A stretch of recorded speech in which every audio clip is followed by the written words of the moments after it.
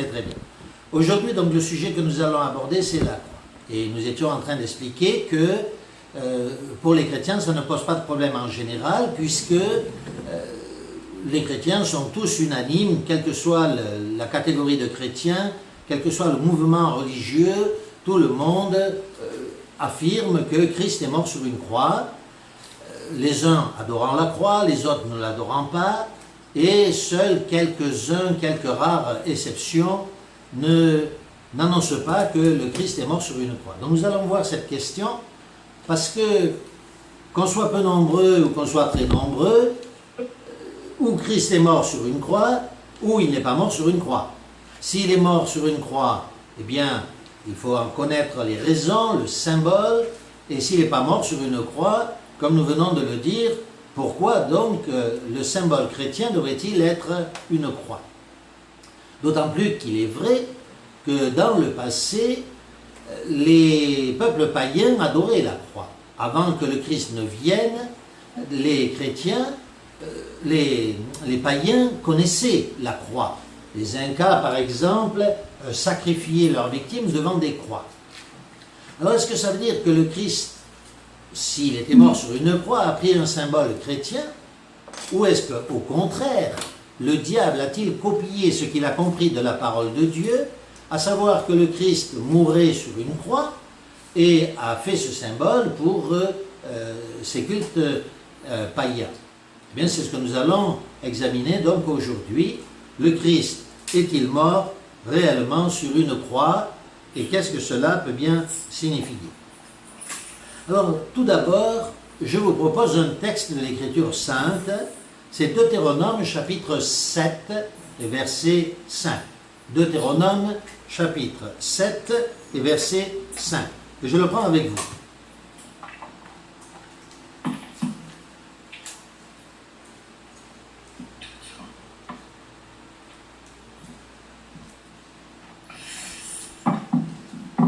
Nous allons en faire la lecture, Deutéronome 7, 5.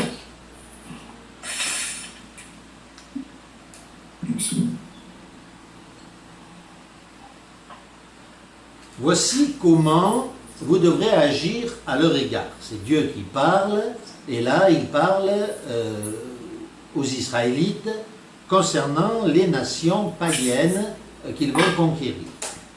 Donc voici comment vous devrez agir à leur égard. Vous détruirez leurs autels, vous briserez leurs stèles, vous couperez leurs pieux sacrés et vous brûlerez leurs idoles. Alors pourquoi avons-nous lu ce texte? Eh bien, il n'est pas question de la croix, vous le remarquez ici. Il est question des pieux ou des poteaux sacrés. Pourquoi avons-nous lu ce texte? Je répète la question. Parce que certains mouvements religieux affirment que la croix étant un symbole païen, il ne saurait être l'instrument de supplice qu'il a mis à mort. Et alors ils disent donc qu'il est mort sur un poteau et non pas sur une croix. Oui, mais notez bien ici que les poteaux sacrés étaient des symboles païens. Donc que le Christ soit mort sur un poteau ou sur une croix, les deux étant des symboles païens, on ne peut pas utiliser cet argument pour dire que Christ serait mort sur une croix. Et même, je vais aller plus loin, c'est que même si la croix était vénérée dans les temps pré-chrétiens, les poteaux sacrés étaient absolument une abomination dans tout le pré-christianisme. Des femmes même venaient se frotter aux poteaux sacrés pour espérer avoir des enfants. Les poteaux sacrés existent toujours aujourd'hui en Asie par exemple, et nous avons, il n'y a pas si longtemps que ça avec mon épouse, visité un temple bouddhiste dans lequel les femmes venaient encore aujourd'hui se frotter à un poteau sacré. Donc vous voyez, l'instrument du poteau est encore, ou au moins aussi horrible que l'instrument de sacrifice de la croix. Alors, allons plus loin maintenant que ces arguments ont été cités. Parlons de l'étymologie de la croix. Il y a deux mots utilisés par ces mouvements, à savoir le stavros et xylon. Alors, ils prononcent mal d'ailleurs la plupart du temps, ils prononcent stauros, mais en grec, sachez que la bonne prononciation, c'est stavros. Stavros, le mot stavros, est-il une croix en grec ou pas? Eh bien oui. Le mot stavros, ou stauros, comme ils le prononcent, signifie bien croix. Aujourd'hui encore, dans le monde grec, c'est bien le mot qui est utilisé. Alors on nous dit, oui, mais le mot a changé avec le temps.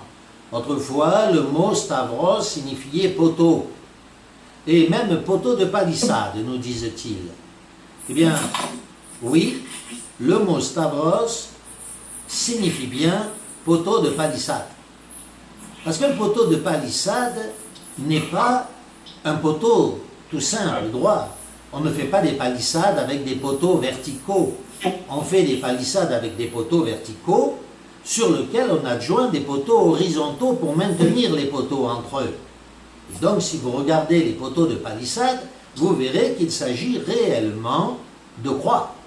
Chaque palissade est formée en fait de poteaux en forme de croix.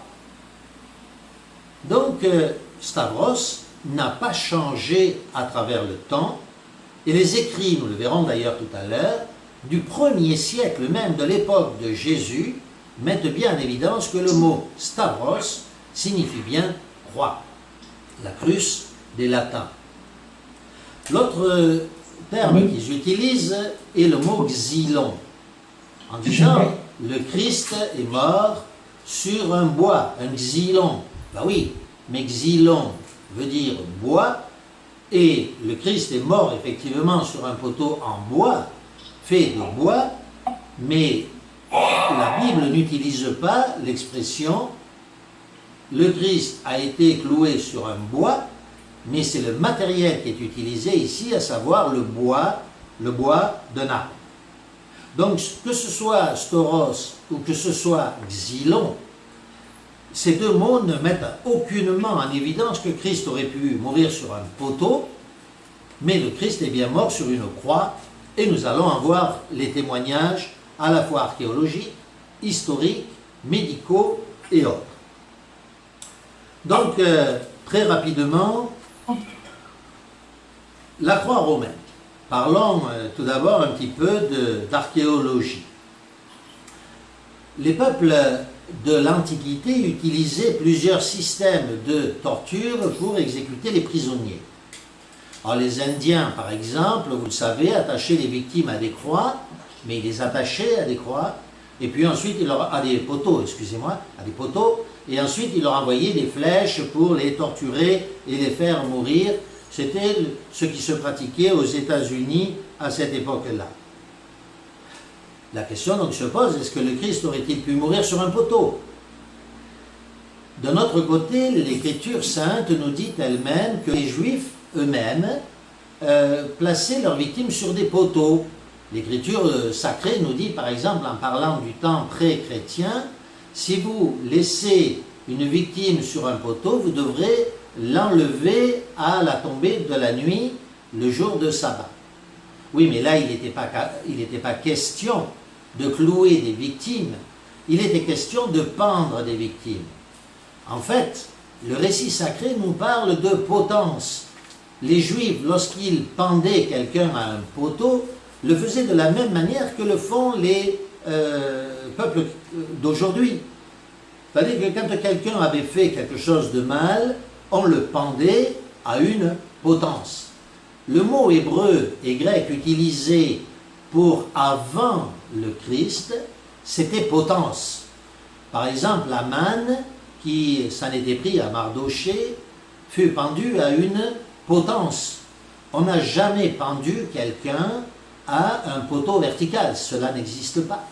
Lorsqu'on pend quelqu'un, on le pend ou à une branche d'arbre, ou on le pend à une potence, et non pas à un poteau vertical.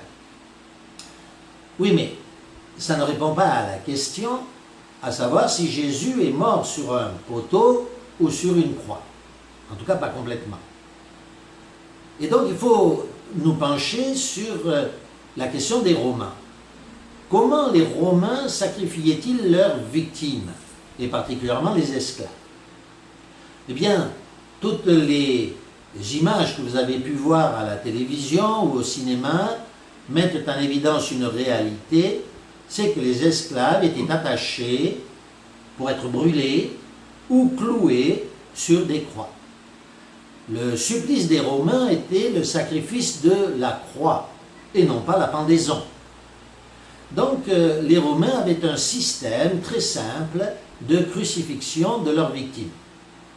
On plantait un poteau vertical, en général sur un endroit un petit peu élevé, et puis le condamné portait une pièce de bois, et la pièce qui était portée par le condamné était la pièce horizontale.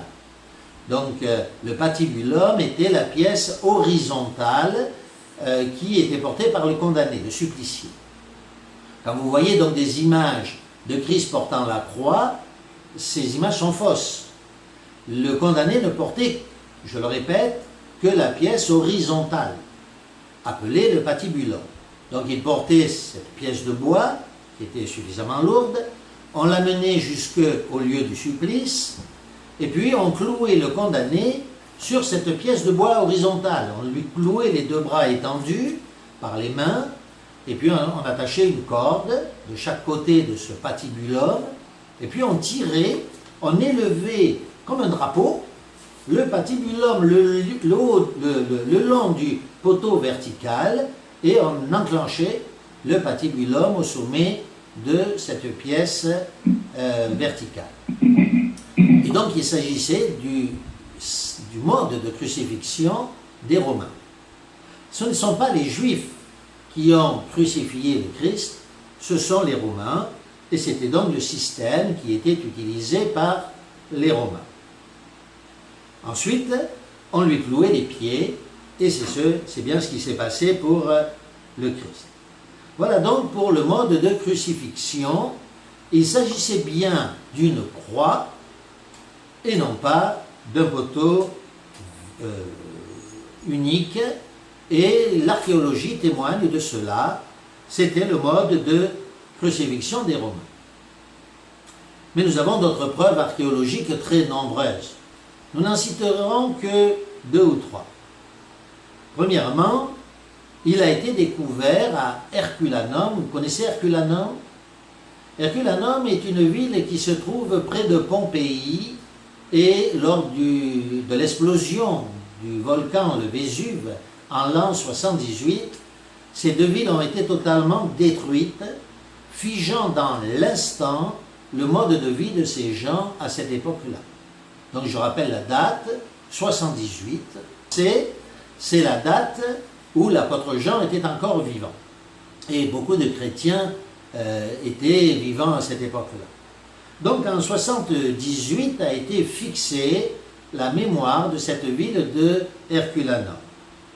Et en 1939, les archéologues ont découvert une maison chrétienne figée dans les cendres, et sur le mur, sur un des murs de cette maison, à un endroit qui servait de culte, était pendue au mur une croix. Et ils en ont conclu, bien entendu, et ils en ont témoigné, que c'était la maison où se réunissaient les chrétiens pour célébrer leur culte. Un autre fait historique. En 1945, ont été découverts en Israël, à Jérusalem, une tombe sur laquelle était dessinée une croix et sur laquelle était écrit le nom de Jésus. Les archéologues qui ont daté cette tombe de l'an du premier siècle de notre ère ont affirmé que cette croix avait été dessinée sur le tombeau de ce jeune homme parce qu'il était chrétien. Et c'est pourquoi aussi y était associé le nom de Jésus. Vous voyez, cette croix a été découverte à Jérusalem, au tout début donc du 1er siècle, datant du tout début du 1er siècle, et une croix était déjà mentionnée. Un troisième point encore que nous pouvons donner à la réflexion, c'est un graffiti romain qui a été découvert sur la tombe d'un chrétien du 1er siècle. Ce graffiti décrit un âne cloué sur une croix. Ce graffiti a une signification pour les Romains, Et il signifie ceci: ces pauvres chrétiens qui sont des ânes et qui adorent un âne, un homme qui est un âne puisqu'il a été cloué sur une croix. Dans tous ces exemples qui sont mentionnés, qui sont des témoignages de l'archéologie, eh bien c'est des croix qui sont mises en évidence et non pas des poteaux. On ne trouve dans l'archéologie aucun, je dis bien aucun témoignage d'un Christ qui serait sacrifié, cloué sur un poteau.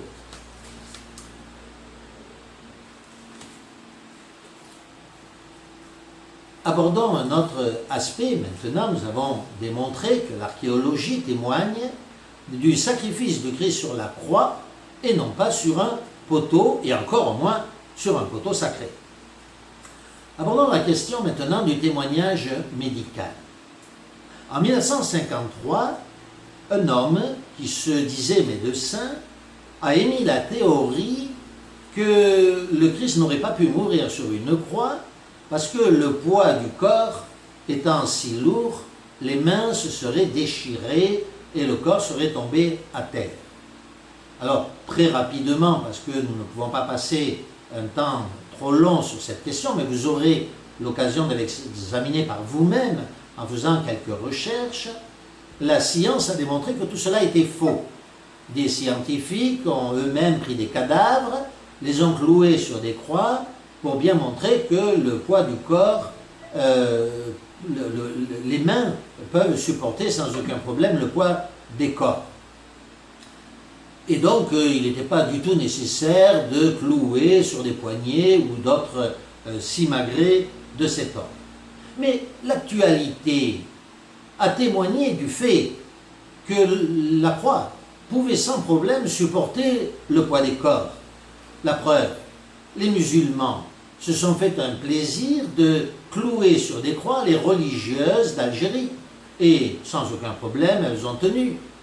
Chaque semaine, il ne se passe pas un mois sans que des chrétiens dans l'islam, dans ces pays où le christianisme est persécuté, il ne se passe pas un mois sans que des hommes ou des femmes soient cloués sur des croix en témoignage de leur foi contre les chrétiens. Ainsi, l'actualité témoigne du fait que des hommes ou des femmes peuvent être cloués sur des croix sans aucun problème.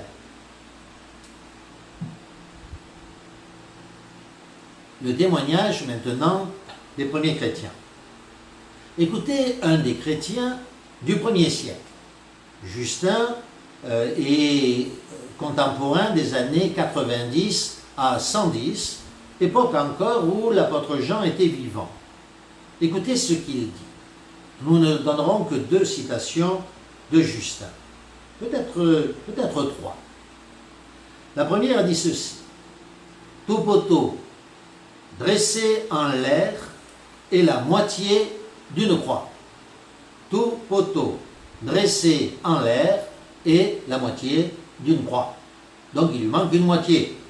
Vous voyez, ces soi-disant chrétiens qui prétendent que le Christ serait mort sur un poteau et qui affirment en plus qu'il n'y a aucun témoignage des premiers chrétiens qui attesterait que le Christ est mort sur une croix, est un pur mensonge. Écoutez un autre témoignage de ce même Justin. Lorsque le peuple, dis-je, combattait Amalek, que le fils de Navé, surnommé Jésus, conduisait la bataille, Moïse lui-même priait Dieu, les mains étendues de chaque côté. Or, et Aaron les soutenait tout le jour pour que la fatigue ne les lui fasse pas abaisser. S'il venait à relâcher quelque chose de cette attitude qui imitait la croix, selon ce qui est écrit dans les Écritures de Moïse, en Exode au chapitre 17, le peuple avait le dessous. Mais s'il demeurait dans cette position, Amalek se trouvait vaincu d'autant. Celui qui l'emportait par la croix. Ce n'est pas parce que Moïse priait ainsi que le peuple gagnait l'avantage, mais parce qu'en tête du combat était le nom de Jésus, et que lui-même représentait le signe de la croix. Alors qu'en pensez-vous vous-même? Les tout premiers chrétiens mentionnaient-ils la croix ou non, comme le prétendent ces soi-disant chrétiens? Justin affirme, et il est du tout premier siècle, que le Christ est mort sur une croix et que c'est bien la croix en forme de croix qui est significative de la mort de Christ. Nous terminerons cette question concernant les citations des premiers chrétiens par Irénée de Lyon. Irénée de Lyon vit aux alentours, il a écrit ses plus beaux livres aux alentours de l'an 155. Donc nous sommes au tout début, encore une fois, de l'ère chrétienne. Et il écrit ceci. Ainsi donc, ce Verbe, c'est-à-dire le Fils de Dieu, ce Verbe, parole de Dieu, qui nous avait été caché, le bois nous l'a manifesté, ainsi que nous venons de le dire. Car, puisque nous l'avions perdu par le bois, c'est par le bois qu'il est redevenu visible pour tous, montrant en lui-même la hauteur, la longueur et la largeur. Et, comme le dit l'un des anciens, rassemblant par l'extension de ses deux mains deux peuples vers un seul Dieu, il y avait en effet deux mains étendues parce qu'il y avait deux peuples dispersés aux extrémités de la terre. Mais au centre, il n'y avait qu'une seule tête, parce qu'il n'y a qu'un seul Dieu qui est au-dessus de toutes choses, à travers toutes choses et en tous. Encore une fois, Irénée est très clair, et il montre que le Christ avait bien les yeux étendus, les mains, étendues, et que de ses mains étendues, il appelait à la réunion de peuples, c'est-à-dire les Juifs et les chrétiens, en lui le centre. Nous venons donc de voir témoignage de l'archéologie, le témoignage de l'histoire, le témoignage médical, le témoignage des premiers chrétiens. Oui, mais qu'en dit la Bible? Que dit l'Écriture sainte concernant la mort de Jésus?